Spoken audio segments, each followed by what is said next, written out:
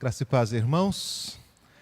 Temos tido a grande alegria, o privilégio de estar juntos nestes dias, refletir sobre a lei do Senhor e do valor desta palavra para nós. O pastor Marcos pediu que desse uma olhada na livraria e trouxesse para vocês uma recomendação. Então eu quero fazer uma recomendação de uma série que ainda está em construção, mas que tem sido tem trazido para a gente já, lá no Andrew Jumper, bastante alegria e um privilégio poder ver o Dr. Heber Campos escrevendo sobre a doutrina da revelação verbal. Então, tem vários livros do Dr. Heber disponíveis, mas esta série que ele começou pela editora Fiel, Eu Sou, é o título da série, e ele está preparando uma série de livros tratando sobre a nossa relação com as Escrituras, sua autoridade, o modo como ela se constitui, e o Dr. Heber é bastante minucioso, bastante cuidadoso na leitura, na análise dos textos bíblicos, e eu quero recomendar este material para vocês. Este primeiro volume trata da doutrina da revelação verbal de um modo geral, como que nós, como crentes, entendemos este conceito de palavra de Deus. Nós normalmente falamos isto sem refletir o impacto e o valor que isso tem. Parte disso temos conversado com vocês ontem. O segundo, que também já foi lançado, fala dos modos de revelação verbal. Como Deus falou. O livro de Hebreus diz que Deus falou aos pais muitas vezes, de muitas maneiras. E então, até nos falar por meio do seu Filho. Dr. Heber, então, vai fazer uma exposição e mostrar como estes modos se apresentam na Escritura. Eu sei que já há mais 2 desses livros prontos, que ainda não foram lançados, provavelmente aí, talvez até o final do ano, também sejam lançados. Na Conferência Fiel, eu creio que um deles será lançado. Então, quero recomendar a vocês essa leitura. Está disponível o volume 1, eu não vi o volume 2 na livraria, mas está disponível para os irmãos e recomendo a leitura. Vamos orar, vamos pedir a graça de Deus sobre esse nosso novo período de reflexão. Senhor Deus, nós nos reunimos como teu povo e esperamos, ó Pai, refletir de modo sábio, esperamos refletir de modo fiel na tua palavra. Porque assim, ó Deus, certamente seremos alimentados, fortalecidos na fé e seremos equipados, ó Deus, para o exercício daquilo que o Senhor tem separado para nós como tua igreja. Nos abençoa, ó Pai, para que com esta bênção e esse cuidado do Senhor sejamos edificados. É o que pedimos em nome de Jesus. Amém.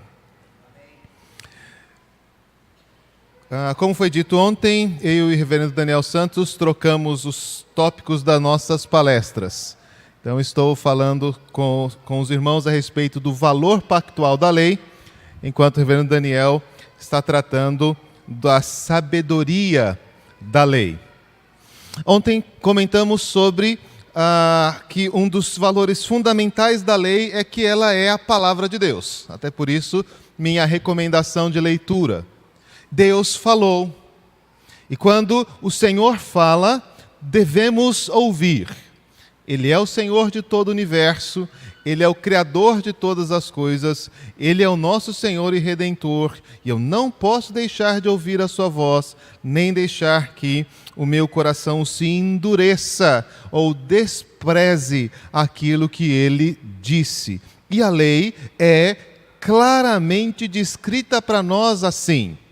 O que Deus disse a Moisés, o que Deus disse ao povo de Israel, este é um dos primeiros valores que eu quero destacar. Mas a minha pergunta hoje à noite é: o que Deus quer quando fala? O que esse Senhor que se manifesta no Monte Sinai pretende produzir através da sua fala? E quando nós voltamos então às primeiras manifestações de Deus a Abraão, quando ele começa a desenhar esta nação chamada Israel, ele diz que seria Deus de Abraão e Deus dos descendentes de Abraão. E esta é uma promessa, esta é uma fala que se repete muitas vezes na Escritura. Eu serei o seu Deus e eles serão o meu povo. E esta relação de ser povo de Deus é algo que se estende até o último capítulo da Bíblia. Quando desce do céu a Nova Jerusalém, entre outras coisas se diz, esta é a habitação de Deus com os homens. Eles serão povos de Deus e Deus estará com eles. Quando Deus fala do monte, quando Deus estabelece a sua lei no Sinai, quando Deus manifesta-se a Moisés, o que Ele quer é que aqueles homens e mulheres que eram escravos no Egito, que aqueles homens e mulheres que viviam sem conhecimento de Deus e da sua vontade, Ele quer que essas pessoas se tornem seu povo. Ele quer que essas pessoas passem a ser a sua nação. E esta vontade de Deus é expressa, essa vontade de Deus toma sua forma na lei. E é isso então que eu quero refletir com vocês esta noite. A lei tem valor tremendo para nós como cristãos, porque a lei é uma expressão da perfeita norma de vida, do modo que Deus quer que os homens vivam. Ali Deus disse o que queria de nós. E eu preciso lembrar disso. Se pergunto qual é a vontade de Deus para a minha vida, se eu pergunto o que é que Deus quer de mim, se eu pergunto o que é que Deus quer fazer comigo, se eu pergunto o que é que eu quero que Deus faça, eu tenho, na lei de Moisés, eu tenho ali uma expressão disso. Eu quero que vocês vivam assim. Eu quero que vocês vivam desta maneira. Vamos então abrir Deuteronômio capítulo 6, texto bastante conhecido. E ele servirá como pano de fundo para aquilo que conversaremos nesta noite.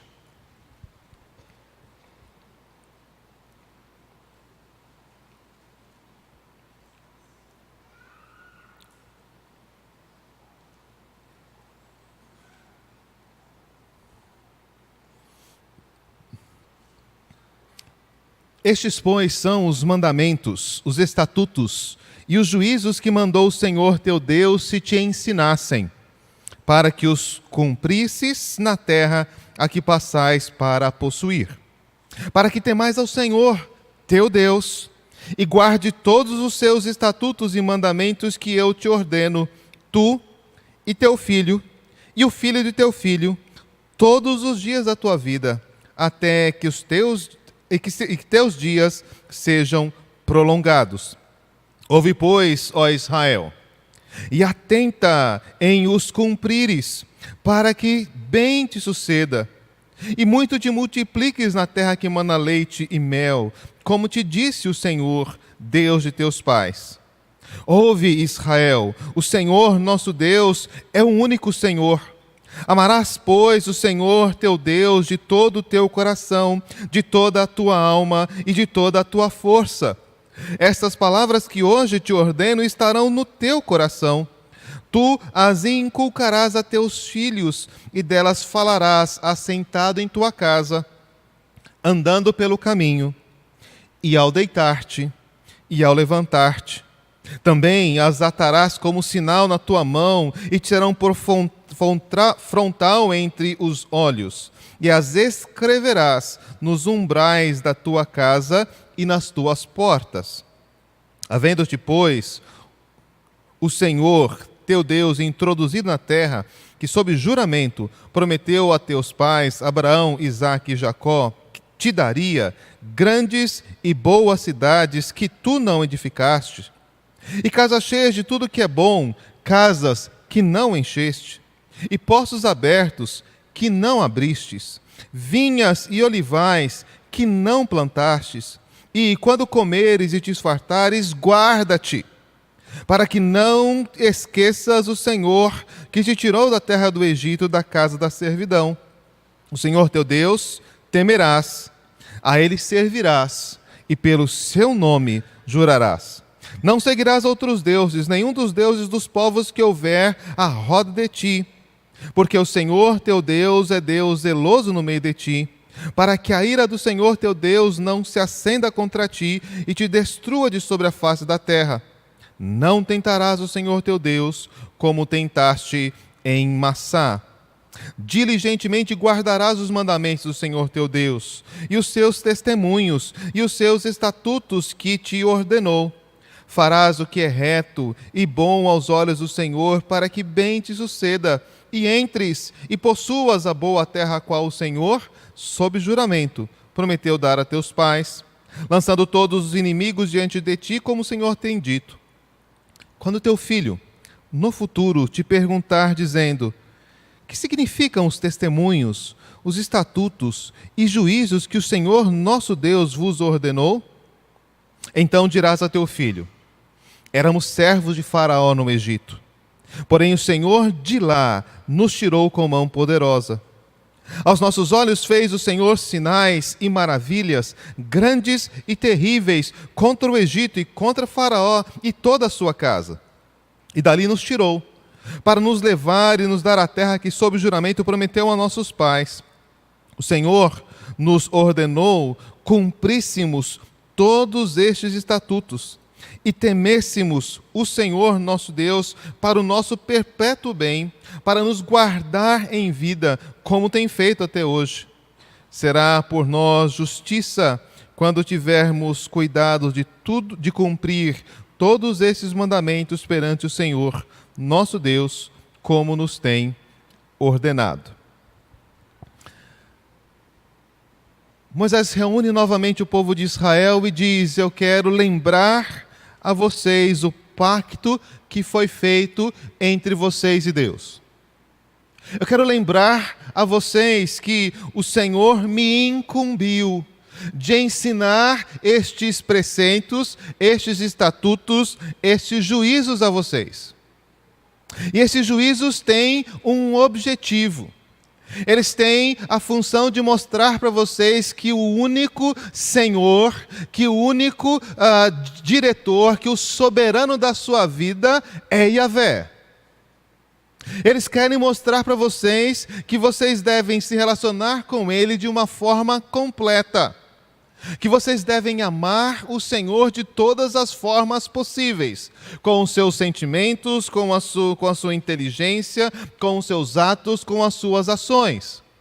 Eu quero que vocês se lembrem que o Senhor tem dito a vocês tem que ser conduzido e tem que ser ensinado aos seus filhos, e você tem que preparar os seus filhos para ensinarem também aos seus netos.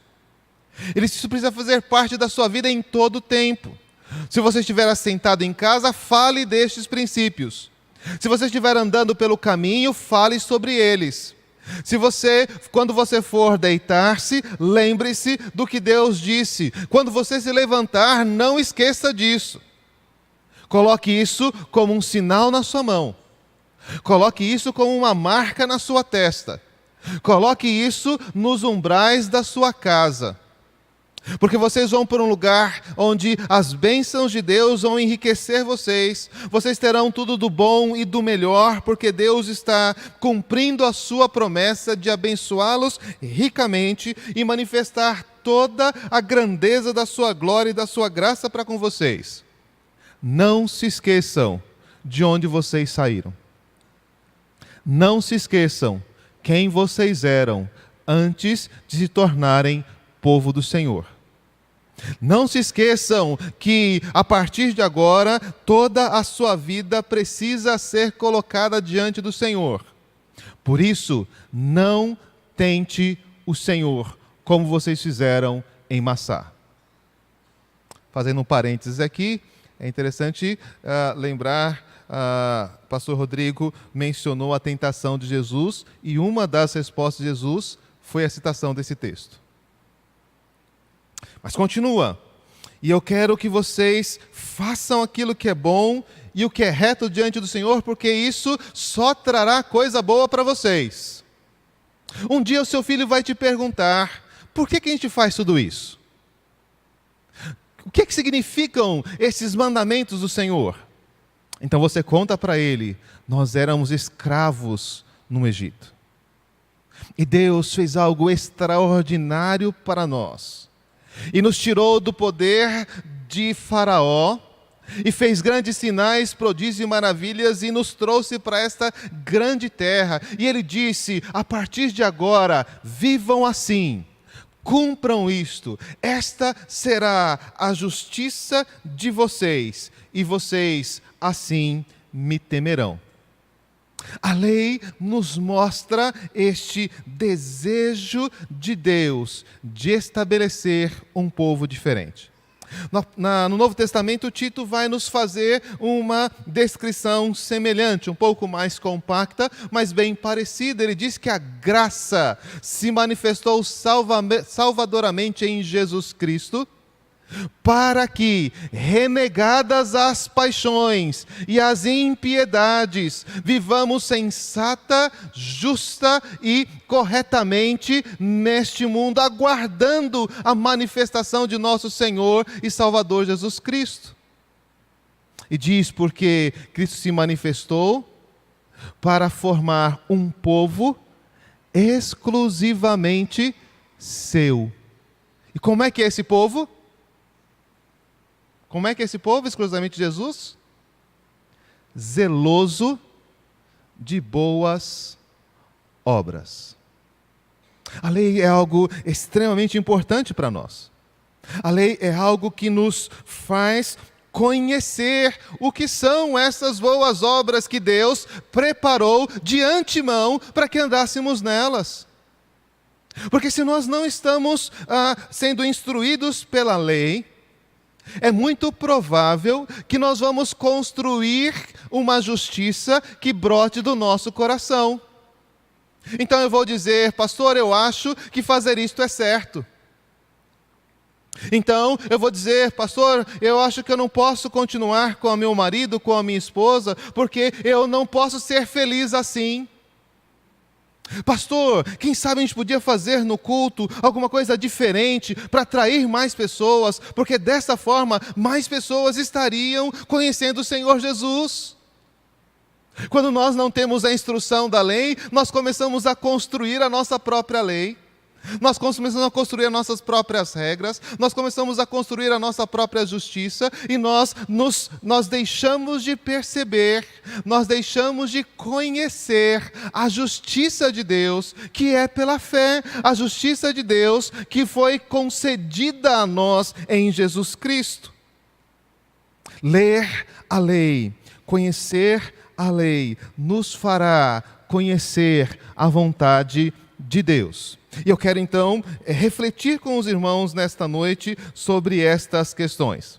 Quero começar, eu acabei esquecendo, eu estou tão desacostumado a usar projeções que esqueci o pendrive com as projeções que fiz para esta noite. Então, você acompanhe comigo a leitura de alguns trechos da nossa confissão de fé.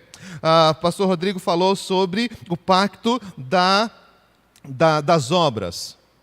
E como Deus expressou ali no Éden a sua vontade para Adão, estabelecendo ali todos os padrões de vida, de uma vida debaixo da sua graça, do seu poder, da sua perfeição. No capítulo 19 da Confissão de Fé, é um capítulo que fala sobre a lei de Deus.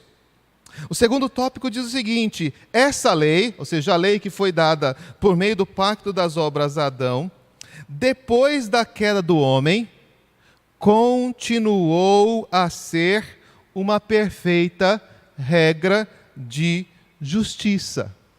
Essa lei, depois da queda do homem, continuou a ser uma perfeita regra de justiça. Como tal, foi por Deus entregue no Monte Sinai em 10 mandamentos e escritas em 2 tábuas. Uma coisa fundamental para nós, quando pensamos no valor da lei como norma de vida, é lembrar que se a promessa de Deus não muda, eu serei o Deus de vocês e vocês serão o meu povo. Eu também preciso lembrar que a vontade de Deus não muda. Ou você acha que Deus queria uma coisa da humanidade antes da queda, e Deus quer uma outra coisa da humanidade depois dela? Você imagina que a queda de alguma forma, que o meu pecado ou o seu pecado de alguma forma mudou a vontade de Deus? Se você tem, instrução teológica, você sabe disso, Deus não muda. Sim, o relacionamento de Deus conosco é um relacionamento que sofre mudanças, mas não sofre mudanças da parte de Deus. Sofre mudanças da nossa parte, das nossas necessidades, do que é necessário fazer para a nossa redenção. Deus quis uma coisa de Adão. Disse a Adão, eu quero que você viva assim em relação à sua esposa. Disse a Adão, eu quero que você viva assim em relação aos animais. Disse a Adão, eu quero que você viva assim em relação às plantas e ao restante da criação. Adão, eu quero que você viva assim em relação comigo. Adão não cumpriu. Adão, ele deixou de fazer aquilo que Deus quis. E aí nós imaginamos, então Deus disse, então tá bom. Então, já que você não quer viver assim com a sua esposa, já que você não quer viver assim com os animais, já que você não quer viver assim com a criação, já que você não quer viver assim comigo, então vamos viver de outro jeito. De que jeito, Adão, você quer viver comigo? Dá uma chance para Jesus. Diga o que você quer para ser seguidor dele. Quer uma casa? Quer um carro? Você quer que seus filhos sejam abençoados? Deus topa qualquer negócio, porque agora Ele sabe que não adianta exigir nada de você. É possível pensar assim? Você adoraria um Deus que é descrito, que se porta dessa forma? Deus não muda. Se Ele disse que Ele queria alguma coisa de Adão, Ele vai dizer a mesma coisa. Quando Ele reúne o povo de Israel, Ele disse, gente, eu sei, vocês estão em pecado, vocês estão com uma grande dificuldade de andar nos meus caminhos, eu sei que vocês não me conhecem, vocês serviram outros deuses, vocês andam de acordo com os desejos dos seus corações, mas eu quero dizer para vocês, eu vim aqui para fazer de vocês o meu povo. E eu quero então dizer para vocês o que eu espero de vocês. Eu espero que vocês não adorem outros deuses. Eu espero que vocês não construam imagem de escultura. Eu espero que vocês não tomem meu nome em vão. Eu espero que vocês guardem e lembrem-se de descansar no sábado. Eu quero que você honre seu pai e a sua mãe. Eu não quero que você minta, eu não quero que você roube, eu não quero que você adultere, eu não quero que você cobice nada que pertence ao seu próximo. Porque se vocês viverem dessa forma, vocês mostrarão, vocês cumprirão aquilo que é a minha vontade para a humanidade. A outra maneira de viver, é possível imaginar uma outra forma de vida que não seja esta, que atenda aos requisitos de Deus? É muito curioso quando alguém chega e diz, mas no Novo Testamento tudo mudou. Mas o Novo Testamento não é assim. Então, quando você olha o Novo Testamento, e aí eu começo a ver as cartas paulinas, se der tempo nós vamos olhar alguns textos, e aí eu me pergunto, Deus agora permite que nós mintamos? Antes, no Antigo Testamento, não podia mentir, não podia dar falso testemunho, mas agora pode. Não, Jesus morreu por nós, a gente pode mentir. Antes, a gente não podia adulterar. Mas agora pode adulterar. Jesus disse, não tem problema, vai e não peques mais. Antes nós não poderíamos roubar, mas agora podemos roubar. Antes nós tínhamos que adorar um único Deus, mas agora você pode adorar o seu próprio coração. Antes nós tínhamos que amar a Deus, mas agora a gente pode amar tudo o que quiser que o nosso coração desejar. O que mudou na vontade de Deus entre o Antigo e o Novo Testamento? Deus continua querendo estabelecer um povo exclusivamente seu, zeloso de boas obras, um povo que não minta, um povo que não roube, um povo que respeite as autoridades, um povo que está em comunhão com Ele em culto, um povo que se dispõe a fazer a vontade dEle, que largue os falsos ídolos e adore o único Deus verdadeiro.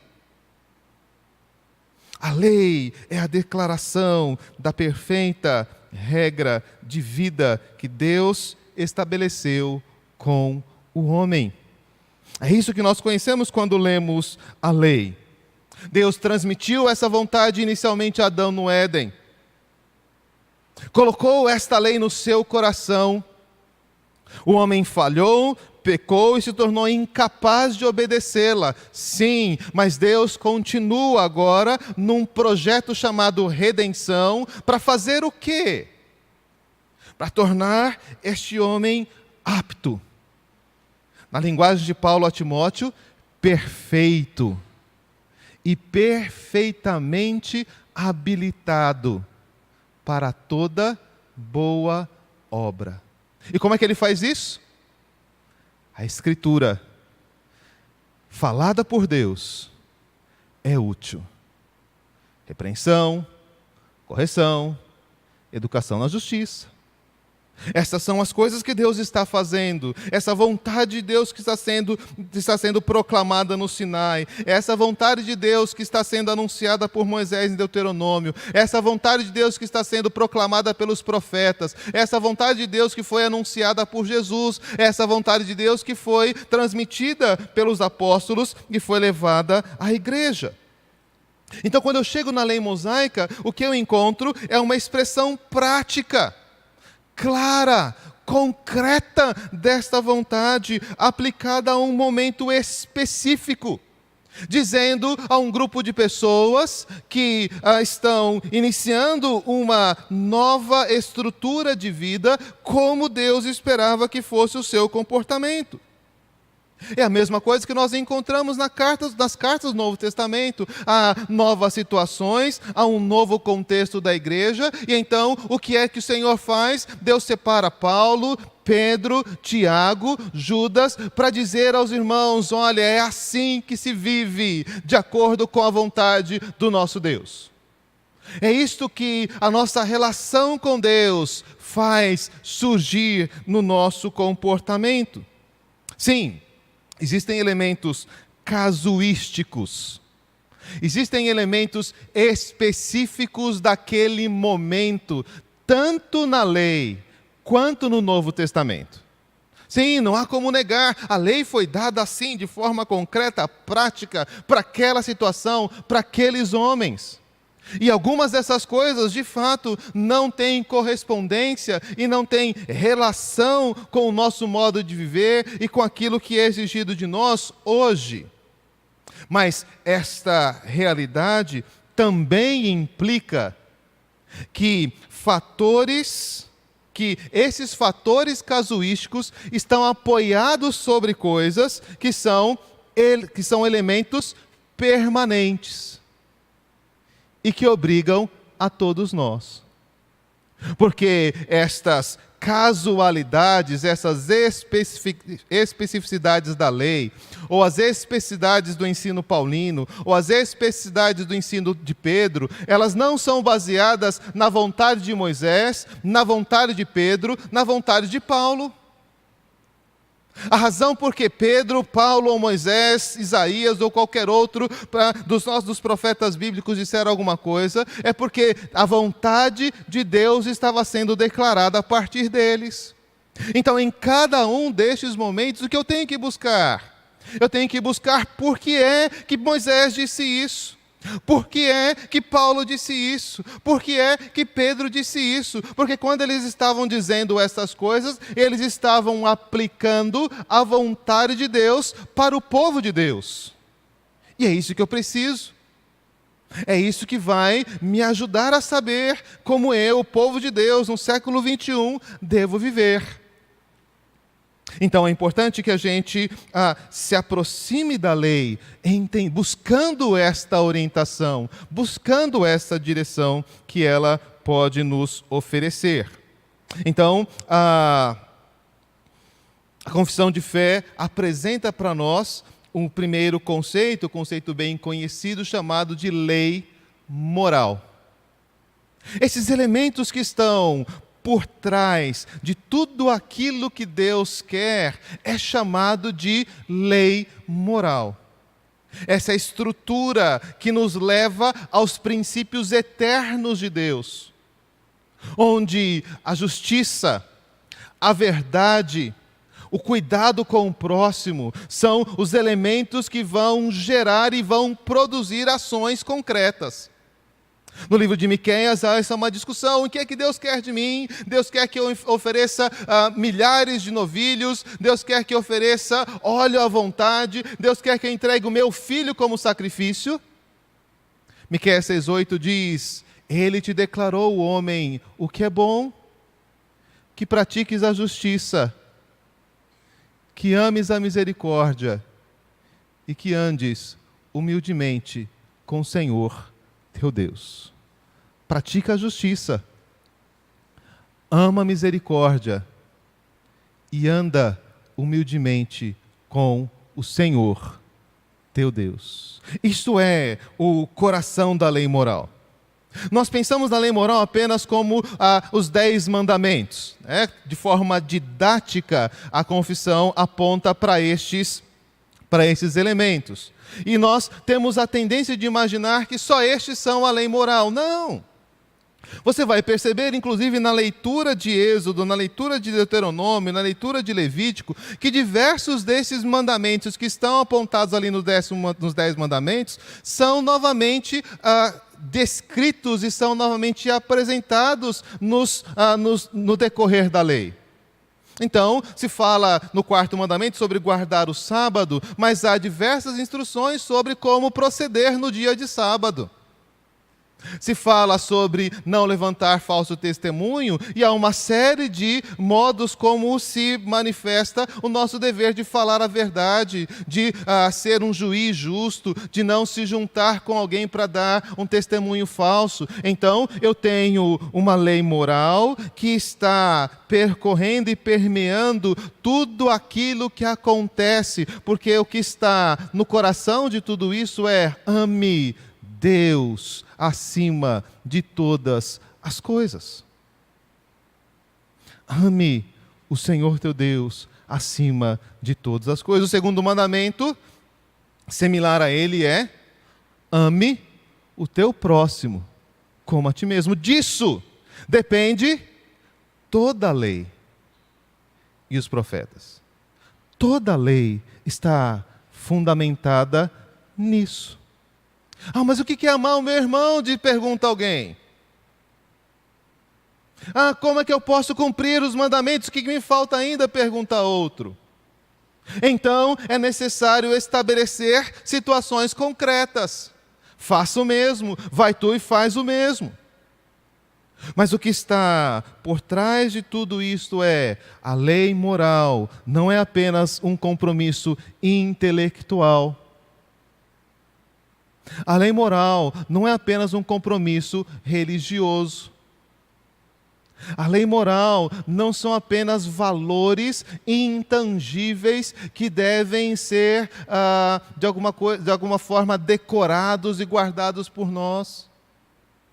A lei moral é o que motiva, o que move todas as nossas ações. É aquilo que teólogos contemporâneos estão chamando de teorreferência. O que os nossos reformadores, especialmente Calvino, chamavam de coram Deo. Você vive na presença de Deus. E Ele vê cada uma das suas ações. Amanhã vou lembrar um pouco disso. Ele não apenas vê cada uma das suas ações, mas Ele anota, escreve cada uma das suas ações em livros. Isto é o ensino da lei moral. Mas então o texto da confissão de fé continua e diz, no item 3, além da lei, desta lei, geralmente chamada de moral, Deus foi servido dar ao seu povo de Israel, considerado uma igreja sobre sua tutela, leis cerimoniais que contêm diversas ordenanças típicas. Essas leis, que em parte se referem ao culto e prefiguram Cristo, as suas graças, os seus atos, os seus sofrimentos e os seus benefícios, e, em parte, representam várias instruções de deveres morais, estão todas abrogadas sob o Novo Testamento. Nós vamos falar já sobre essa última parte, mas eu quero primeiro olhar as demais. Primeiro que ele diz que a lei civil, e essa parte normalmente a gente deletou da nossa memória confessional, representam várias instruções de deveres morais. Porque a lei cerimonial é o instrumento pelo qual Deus nos ensinou, por exemplo, que devemos confessar os nossos pecados. Isso não é uma lei moral. Confessar pecados não é lei moral. Confessar pecados é lei cerimonial. E como é que o judeu confessava pecado? Bom, se ele tinha cometido alguma coisa que é classificado como culpa, ele tinha que levar um determinado animal até o sacerdote, dizendo: olha, aqui está a minha oferta pela culpa. Mas se ele tivesse cometido um pecado voluntário, ou seja, se ele tivesse feito alguma coisa propositadamente, ele ia pegar um outro animal ou um outro grupo de elementos e levar até o sacerdote e dizer: olha, eu estou aqui porque eu propositadamente fiz isto. Se ele fez uma coisa sem saber, sem querer, depois avisaram para ele que ele tinha feito alguma coisa errada, então ele tinha uma série de procedimentos que tinha, e se ele chegar diante do sacerdote e disse: olha, eu não sabia que isso era errado, mas fiz, e mesmo não sabendo que era errado, eu sei que eu desonrei o meu Senhor. E eu não preciso confessar apenas os pecados que eu fiz voluntariamente. Deus, não posso dizer: Deus, eu não sabia disso, não tenho culpa, porque a lei cerimonial diz que sim, você tem. E aí, sem esse conhecimento da lei cerimonial, dos deveres morais que estão ali incluídos nos sacrifícios, dos deveres morais que estão incluídos nas festas, dos deveres morais que estão incluídos na ordenação dos sacerdotes, na unção dos sacerdotes, nós começamos a esvaziar a nossa percepção do nosso relacionamento com Deus. E é muito interessante observar que um dos momentos mais vazios, mais silenciosos, a gente até usa essa expressão nos nossos cultos, é o momento de confissão. Porque, ao final das contas, a gente nem sabe o que fez de errado, né? Ao final das contas, a gente não tem a menor noção de que pecamos contra o Senhor. Sim, eu sou teologicamente convencido de que sou pecador. E quando o pastor diz: vamos confessar os nossos pecados, eu sei que eu preciso fazer isso. Mas como é difícil lembrar de um pecado. Às vezes a gente até lembra, mas aí a gente faz questão de esquecer, né? Porque a gente tem os nossos pecados de estimação. A lei cerimonial, ela tinha essa função de trazer à luz. Isso não acontecia só com a lei moral, isso não acontecia só com a declaração dos princípios, mas isso também acontecia com todos os procedimentos de santidade, de pureza, de purificação. Eu toquei num morto, eu toquei num lugar impuro, o período de menstruação da mulher, nasceu uma criança, eu matei um animal. Todas essas coisas tinham um peso. Todas essas coisas tinham uma razão espiritual, e Israel precisava ser versado nisso. E onde eles aprenderiam isso? Na lei cerimonial. E onde nós aprenderemos isso? Na lei cerimonial. Mas a confissão de fé diz que essas leis também se referiam ao culto e prefiguravam Cristo, as suas graças, os seus atos, os seus sofrimentos e os seus benefícios. Olha que lista longa, não? E é porque nós não estudamos a lei cerimonial que a única coisa que nós sabemos é que Cristo foi um mártir que nos amou tanto que deu a sua vida por nós. E essa expressão é verdadeira, sim, mas ela é uma expressão bastante limitada daquilo que é a obra de Cristo, a obra redentora de Cristo na cruz. Não é apenas alguém que se ofereceu como um mártir, ele não é um Tiradentes, ele não é um soldado que morre pelo seu país, ele não é um exemplo de moral. O que ele faz é muito mais sério do que isto. O que ele recebe na cruz é aquilo que Gálatas chama de maldição da lei. Mas eu não faço a menor ideia do que seja isto. Eu não tenho a menor ideia de como era custosa, de como era dura a maneira de se apresentar diante de Deus com os pecados. Eu não consigo imaginar o que é Nadab e Abiú serem consumidos pelo fogo que desce do céu dentro do altar.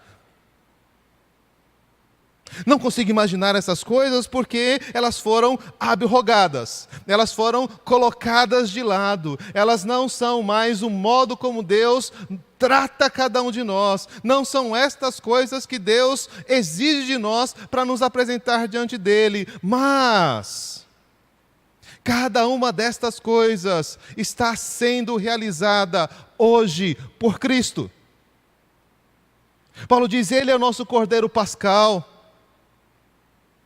Ele é o holocausto, Ele é a nossa paz, Ele é a oferta pelos nossos pecados. Paulo usa constantemente a linguagem dos sacrifícios para dizer, é isso que Jesus está fazendo por nós, é por meio dele que nós temos acesso a alguma coisa que o antigo Israel jamais podia. Ele chegava diante daquele altar, onde estava queimando o fogo da ira de Deus e tinha que voltar.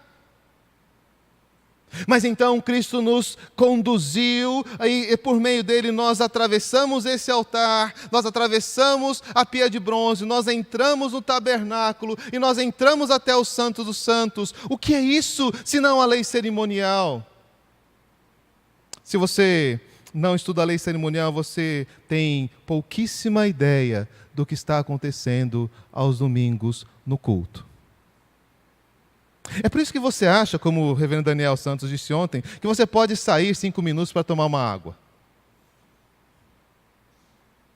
É por isso que você acha que pode chegar 7h10, 7h15, 7h20, não sei qual que é o horário do culto aqui, 15, 20, 30 minutos atrasados.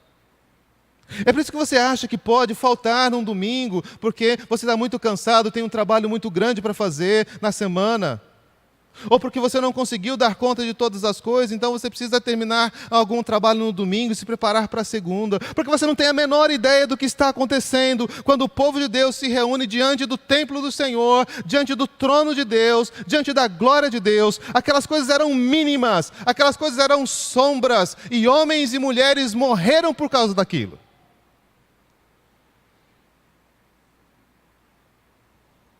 Se você não está entendendo a lei cerimonial, então você está perdendo muita coisa daquilo que Deus está fazendo na sua vida.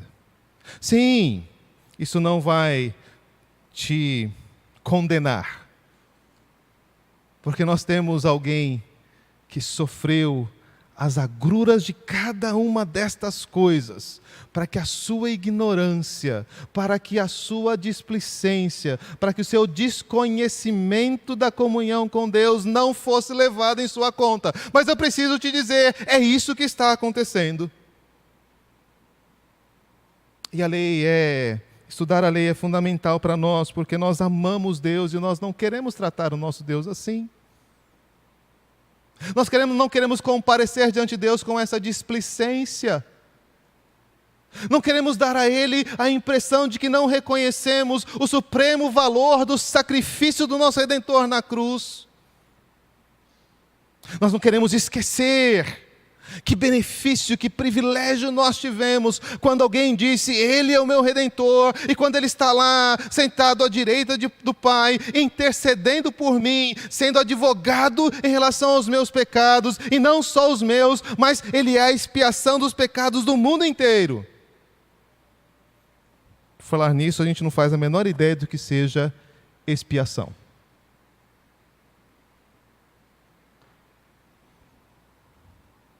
A lei cerimonial, sim, como prática, é casuística. Era para aquele momento, para aquela situação. Mas como conceito, como expressão do que é necessário para que o homem tenha comunhão com Deus, ela continua sendo necessária. Na verdade, ela é a maneira como Deus escolheu para nos contar o que é a comunhão que temos com Deus através do Senhor Jesus. Confissão de fé continua, a lei moral, ela continua esse mesmo povo, considerado como corpo político. Deus deu leis civis que terminaram com aquela nacionalidade e que agora não obrigam além do que exige a sua equidade geral. Então, normalmente nós trancamos a nossa mente quando ouvimos elas não nos obrigam. Queremos fugir da lei. Mas a confissão de fé não terminou aí. Elas não nos obrigam para além daquilo que exige a sua equidade geral. Equidade é uma palavra difícil, né? Mas equidade é o modo, aquilo que é a justiça. Ou seja, ela nos exige naquilo que ela representa a lei moral. Então, quando o Senhor orienta Moisés sobre como as pessoas devem cuidar dos seus servos e dos seus escravos, qual é o valor que deveria ser pago para um homem, uma mulher ou um jovem que quisesse se libertar da escravidão, certamente estas questões práticas e concretas não têm nenhum tipo de aplicação para nós hoje. Mas o tratamento justo com o empregado, o devido pagamento que se deve a ele, e o dar os seus direitos quando ele os tem, e respeitar os seus direitos e aquilo que ele conquistou, esta é uma lei que nós devemos praticar, não porque o governo diz, não porque senão eu vou ser multado na minha empresa, mas porque isto é justo. E eu, como povo de Deus, não posso praticar injustiça com aqueles que trabalham com aqueles que trabalham para mim. Eu não posso deixar que ele, pelo fato de não poder ser registrado, vá ser roubado por mim no seu trabalho. Mas nós nos esquecemos que a justiça que Deus estabeleceu para nós é uma justiça que se estende para com o próximo. E se ele está no meu arraial, se o estrangeiro, leia a lei, vocês estão vivendo isso. Se o estrangeiro está no nosso meio, o que é que devemos fazer? Sim, o que se exige para o estrangeiro aqui não tem relação direta com a nossa vida. Mas Deus disse, vocês têm que se lembrar que vocês foram estrangeiros na terra do Egito e lá roubaram vocês, lá abusaram de vocês. Então, quando o estrangeiro estiver na sua terra, hajam com misericórdia, hajam com amor, ajude-o, ensine-o, não deixe ele pecar, não deixe ele comer carne com sangue, não deixe ele praticar nenhuma das coisas que eu proibi vocês de praticar. Não é só fazer tudo de bom para o estrangeiro. Olha o que Deus diz sobre o estrangeiro, vocês estão vivendo isto. Esta lei é a instrução que nos falta para tratar nossas relações de trabalho, para tratar com o estrangeiro, para tratar com o órfão e com a viúva. Essa lei nos diz o modo como devemos construir as nossas casas. Essa lei nos diz o modo como devemos dirigir o nosso carro, o cuidado que nós devemos ter com o pedestre. Essa lei, ela tem princípios de equidade geral que estão claramente manifestos aqui diante de nós. E nós vivemos como se tudo que Deus requisesse de nós é que nós estivéssemos vindo aos domingos à igreja. Mas quando eu leio as Escrituras, eu vejo exatamente o contrário. Deus diz, por favor, fechem a porta da igreja. Porque eu não posso aguentar na minha casa, no meu templo, gente que está explorando o órfão, gente que está explorando a viúva, gente que está mentindo para o seu patrão, gente que está roubando o seu semelhante. Eu não quero essa gente, eu não posso suportar a iniquidade associada ao ajuntamento solene. Isso é importante para você? Tem algum valor estas coisas? Deixar de valorizar a lei, deixar de perceber a sua eficácia, o seu poder, a sua necessidade, é colocar-se em tremendo risco. É colocar-se em situação que é inimaginável para qualquer pessoa que tenha a mínima noção de quem é o Deus que fala do alto do monte. Sim, a lei civil, ela não nos obriga mais como nação. Mas ela está aí, registrada, para que você saiba o que é equidade geral, o que é justiça, o que é cuidar do próximo, o que é punir aquele que está em pecado, o que é necessário para manter a santidade do povo de Deus, o que é necessário para manter o bem-estar entre os homens. Ela está ali como guia e orientação para a sua vida. A ética cristã, ela está claramente sustentada na lei. Quando eu leio Êxodo 23, 1-9, que fala sobre a mentira, sobre o falso testemunho, sobre ser uma testemunha falsa, sobre assinar documento falso, sobre receber suborno ou dar suborno para poder conseguir uma autorização da justiça. Eu vejo que é exatamente isso que Paulo está dizendo quando diz: você deve dizer a verdade, cada um de vocês, em relação ao seu próximo. Quando eu vejo Êxodo 23 dizendo para mim que se eu vir o meu inimigo,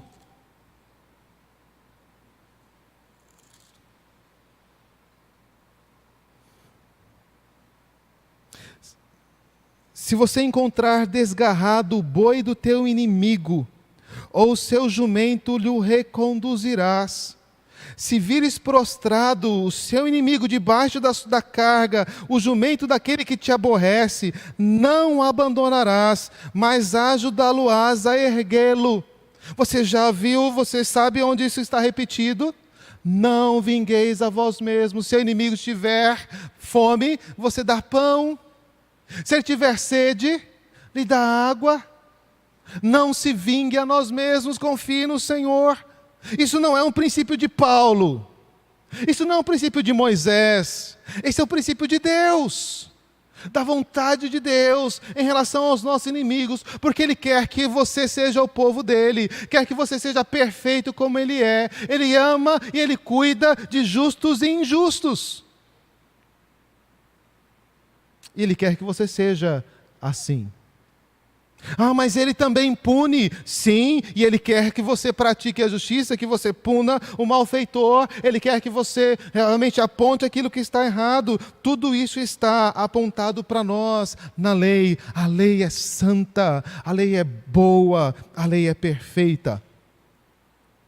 Mas eu quero terminar com um último aspecto que não podemos esquecer quando lembramos do valor da lei como norma de vida. Pastor Rodrigo comentou Gálatas 4, de 4-5. Cristo veio na plenitude dos tempos, nasceu debaixo da lei, para resgatar aqueles que estavam embaixo da lei. E aí há duas coisas interessantes que eu quero chamar a sua atenção sobre isso. Em Mateus 3,15, Jesus vai até João Batista para ser batizado. E João Batista o conhece e diz: você é que vem se batizar comigo, eu que devia ser batizado por você. E sabe qual é a resposta de Jesus? Nos convém cumprir toda a justiça. Nos convém cumprir a lei e toda a justiça. Mais adiante, no capítulo 5, você se lembra, eu não vim para destruir a lei, eu vim para cumprir. Então ele começa a dizer não sobre o que ele faz, mas diz: essa lei não vai passar nunca. Céus, até que passe o céu e a terra, essa lei vai permanecer, e qualquer pessoa que praticar essas coisas será grande no reino dos céus, quem não praticar será mínimo no reino dos céus.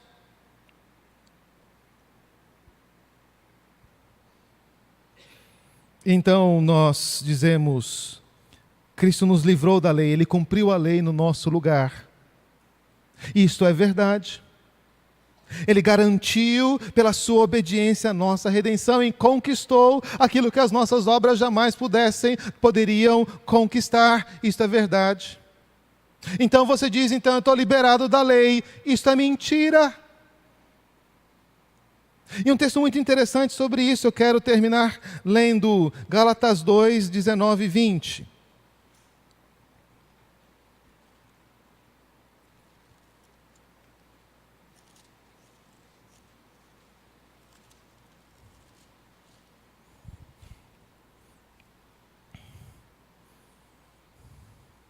Porque eu, mediante a própria lei, morri para a lei, a fim de viver para Deus.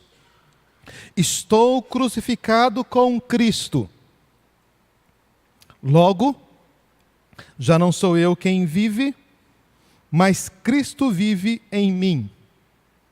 E este viver que agora tenho na carne, vivo pela fé no Filho de Deus, que me amou e a si mesmo se entregou por mim. Veja que coisa interessante. Sim, eu morri para a lei. E já não preciso praticá-la para que as coisas me vão bem. Já a lei não é mais a minha justiça, como o pai judeu deveria ensinar para os seus filhos. Se você cumprir esse mandamento, essa será a sua justiça. Sim, tudo isso é verdade. Mas note o que é que Paulo diz: já não sou eu quem vivo, quem vive em mim? E o que é que Jesus fez? Cumpriu a lei. É Jesus que vive em você? Então eu vou te dizer o que Jesus fez todos os dias da sua vida. Cumpriu plena e perfeitamente a vontade de Deus, moral, civil, cerimonial. Se é Ele quem vive em você, então você é alguém que está em sintonia fina com a lei. Porque Romanos diz que aquilo que a lei não podia fazer, porque estava enferma pela carne, Cristo fez por meio do seu Espírito. E agora, todos aqueles que são guiados pelo Espírito de Deus são filhos de Deus. O que é que Deus, lá do alto do Monte Sinai, quer dizer? Ele quer dizer: olha, é desta forma que aqueles que são o meu povo devem viver. Mas aquele povo não tinha a habilidade, não tinha as condições, era um povo marcado pela queda. Então ele mandou o seu filho para praticar toda essa justiça e conceder vida e salvação para este povo. E então, colocar dentro dessas pessoas um novo coração. E então, inscrever no coração desse povo a lei de Deus. De tal forma que aquilo que a lei não podia fazer, agora se tornava realidade. Um povo exclusivamente do Senhor, que o ama sobre todas as coisas, que fala quando senta do Senhor, quando se levanta, andando pelo caminho, onde quer que essas pessoas estejam, elas estão em comunhão com Deus e fazendo a vontade de Deus. E estas pessoas são a cada dia refeitas à imagem de Jesus Cristo, que é feito segundo a retidão, segundo a verdade, segundo a justiça. Todas estas coisas Cristo fez por nós. A lei é algo precioso. A lei é algo que deve ter todo o nosso apreço, todo o nosso desejo, toda a nossa atenção. Ela é a expressão da perfeita vida que Deus está produzindo em nós por meio de Jesus Cristo. Que Deus nos abençoe. Amém.